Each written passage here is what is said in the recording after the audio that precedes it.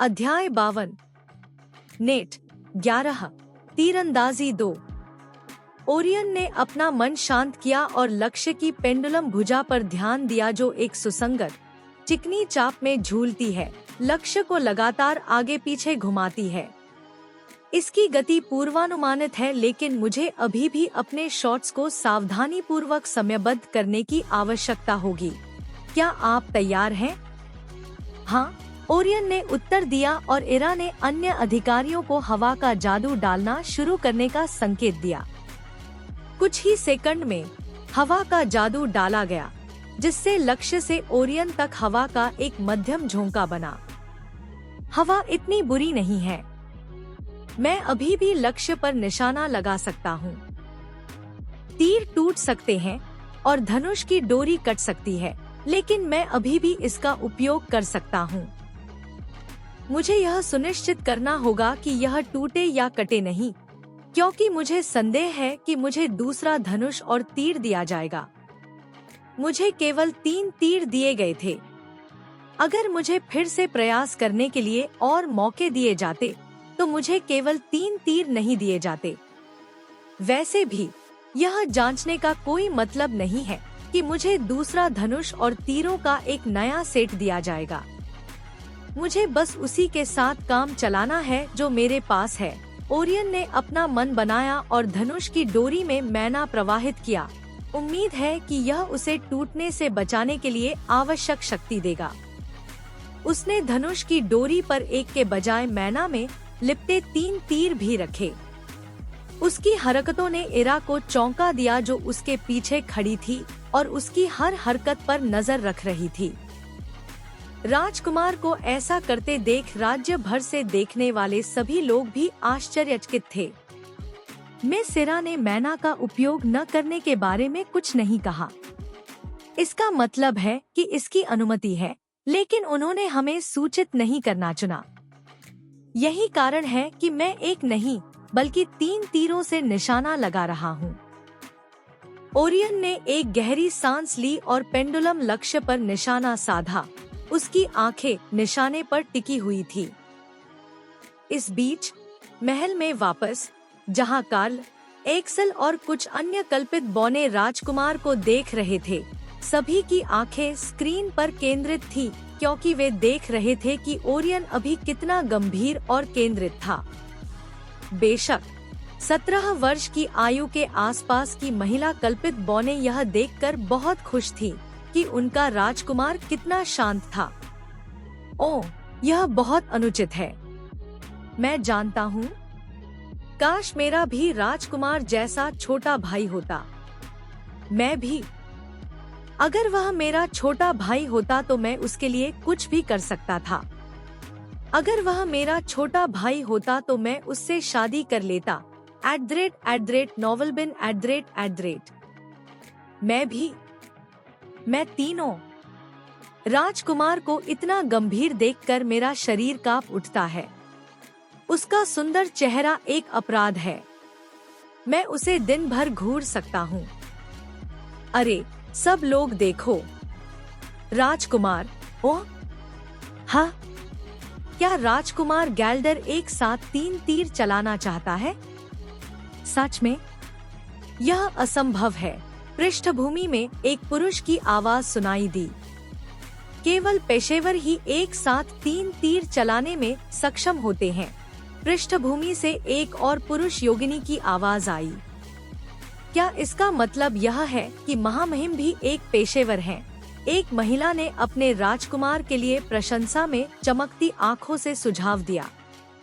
वाह, तो राजकुमार एक पेशेवर की तरह प्रतिभाशाली है, एक और महिला ने कहा। राजकुमार गैल्डर बहुत अद्भुत है। वह सबसे अच्छा है। मैं उससे और भी अधिक प्यार करती हूँ। आप यह कर सकते हैं, राजकुमार गैल्डर। राजकुमार गैल्डर। राजकुमार गैल्डर। जाओ, जाओ, जाओ।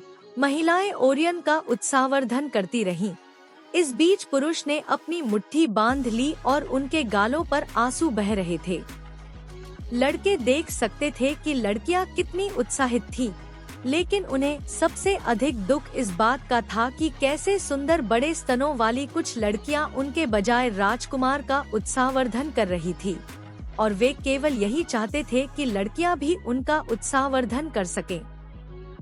सब देखो, एक महिला ने स्क्रीन की ओर इशारा किया और सभी ने देखा कि ओरियन ने धनुष की डोरी पर 3 तीर रखे, जिससे मन लेपित धनुष की डोरी अपनी सीमा तक पहुंच गई। उन्होंने देखा कि ओरियन ने लक्ष्य पर ध्यान केंद्रित किया। उसकी आंखें दृढ़ निश्चय से जल रही थी। क्या राजकुमार ऐसा कर पाएगा? मुझे नहीं पता, लेकिन मुझे उम्मीद है कि ऐसा होगा। मैं वास्तव में चाहता हूँ कि राजकुमार गैल्डर तीनों तीरों को केंद्र में मारे। मुझे वास्तव में अच्छा लगता है कि राजकुमार गैल्डर इतना छोटा है और फिर भी वह कुछ भी करने से नहीं डरता। मैं चाहता हूँ कि वह जीत जाए। मैं भी। यदि वह जीतता है तो राजकुमार गैल्डर मुस्कुराएगा और मुझे उसे मुस्कुराते हुए देखना बहुत अच्छा लगता है। आप यह कर सकते हैं, राजकुमार गैल्डर। जाओ, जाओ, जाओ। लड़कियों ने उसका उत्साहवर्धन किया जब उन्होंने ओरियन को एक साथ 3 तीर छोड़ते हुए नियंत्रण और कौशल का एक उल्लेखनीय प्रदर्शन करते देखा। प्रत्येक तीर अविश्वसनीय गति और सटीकता के साथ धनुष से उड़ता हुआ राज्य के चारों ओर देखने वाले सभी लोगों को चौंका देता है। अधिकारियों की आंखें चौड़ी हो गईं, क्योंकि तीर हवा को चीरते हुए निकल रहे थे, जो उनके द्वारा फेंके गए झोंकों से अप्रभावित थे। ओरियन के अविश्वसनीय तीरंदाजी कौशल को देखकर दर्शक भी अचंभित रह गए। तीनों तीर एकदम सटीक तरीके से उड़े। उनके प्रक्षेप पथ अचूक सटीकता के साथ निशाने पर जा रहे थे। तीरों के प्रभाव के बल से पेंडुलम लक्ष्य अपनी गति को कुछ क्षण के लिए रोक लेता है। जब ओरियन ने लक्ष्य पर निशाना साधा तो पूरा राज्य जयकारे लगाने लगा। अब तक जितने भी प्रतियोगियों को उन्होंने देखा है, उनमें से ओरियन ही एकमात्र ऐसा था जिसने एक ही समय में तीनों तीर चलाए। अगर उनका युवा राजकुमार दुनिया का सबसे अच्छा राजकुमार नहीं होता, तो उसकी तुलना कभी किसी से नहीं की जा सकती। ओरियन ने पलट कर देखा और इरा को देखने के लिए, जिसकी आंखें अभी भी जो कुछ उसने देखा था उससे सदमे में चौड़ी हो गई थी। इरा ने राजकुमार की निगाह को देखा और उसे संबोधित करने से पहले तुरंत अपना मन शांत किया। अच्छा किया महाराज, आज के लिए बस इतना ही। आपका जादुई कार्ड बहुत जल्द आपके पॉइंट के साथ अपडेट हो जाएगा। कृपया वहां जादुई घेरे की ओर कदम बढ़ाएं। ओरियन ने इरा को धन्यवाद देने से पहले समझ में अपना सिर हिलाया, फिर वह जादुई घेरे की ओर चला गया। जैसे ही उसने उस पर कदम रखा, ओरियन को तुरंत उस कमरे में टेलीपोर्ट कर दिया गया जहां वह रात बिताने वाला था। चारों ओर देखते हुए ओरियन ने देखा कि वह एक कमरे में था जिसमें एक सिंगल बेड, एक बेडसाइड टेबल और उसके बैठने के लिए एक छोटा सा सोफा था। इन सब के अलावा मुझे कमरे में कहीं भी क्रिस्टल बॉल नहीं मिल रही है। क्या इसका मतलब यह है कि वे हर प्रतियोगी की निजता का सम्मान करने की कोशिश कर रहे हैं? वैसे भी यहाँ आने से पहले रैंकिंग की जांच करना निश्चित रूप से बेहतर होता। ओरियन ने अपने सामने बिस्तर पर लेटने से पहले कहा, मुझे लगता है कि मुझे अब तक प्राप्त अंकों की मात्रा की जांच करनी चाहिए। ओरियन ने अपने जादुई कार्ड पर एक नजर डाली और उसने देखा कि उसके संचित अंक एक बार फिर बढ़ गए थे। 5590 अंक। यह अंक मुझे शीर्ष 3 में स्थान दिलाने के लिए पर्याप्त होना चाहिए। मुझे बस उम्मीद है कि माँ, चाची एलेना और मिया को आज मेरे द्वारा किए गए काम पर गर्व होगा, जिसके बारे में बात करते हुए मुझे अभी उनकी बहुत याद आ रही है। मैं उनके साथ फिर से होने का इंतजार नहीं कर सकता। मुझे उनके साथ खाना, सोना और नहाना याद आ रहा है। मैं इस टूर्नामेंट के खत्म होने का इंतजार नहीं कर सकता। ओरियन ने झपकी लेने के लिए धीरे से अपनी आंखें बंद कर ली।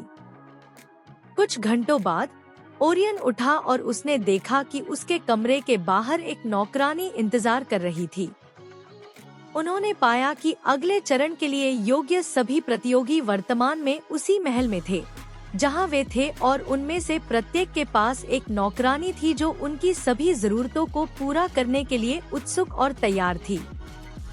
जब ओरियन भूखा था तो नौकरानी उसके लिए खाने के लिए खाद्य पदार्थ लेकर आई।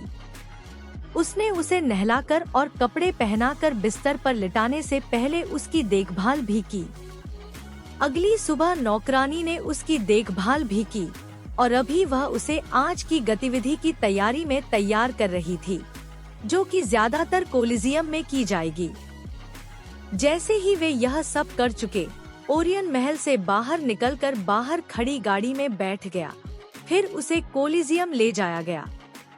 कोलिजियम में पहुंचने से पहले ही ओरियन भीड़ की जय जयकार सुन सकता था, क्योंकि हर कोई अपने प्रिय राजकुमार की पहली गहन लड़ाई को देखने के लिए उत्साहित था। कल उन्होंने जो कुछ भी देखा, उसके बाद सभी को आज की गतिविधि से बहुत उम्मीदें थी। हर कोई उम्मीद नहीं करता कि राजकुमार वास्तव में आज अपनी सभी लड़ाइयाँ जीतेगा, लेकिन हर कोई यह देखने में दिलचस्पी रखता था कि वह कितनी दूर तक पहुंच सकता है और कितने विरोधियों के खिलाफ जीत सकता है। आखिरकार राजकुमार अभी भी केवल 10 साल का है, और भले ही वह रैंकिंग में अन्य शीर्ष 10 जादूगरों और शूरवीरों की तरह रैंक 3 का जादूगर हो, लेकिन तथ्य यह है कि बाकी सभी राजकुमार की तुलना में बहुत लंबे समय से प्रशिक्षण ले रहे हैं। तो क्या राजकुमार वास्तव में जूनियर नोबल एल्फ टूर्नामेंट जीत पाएगा?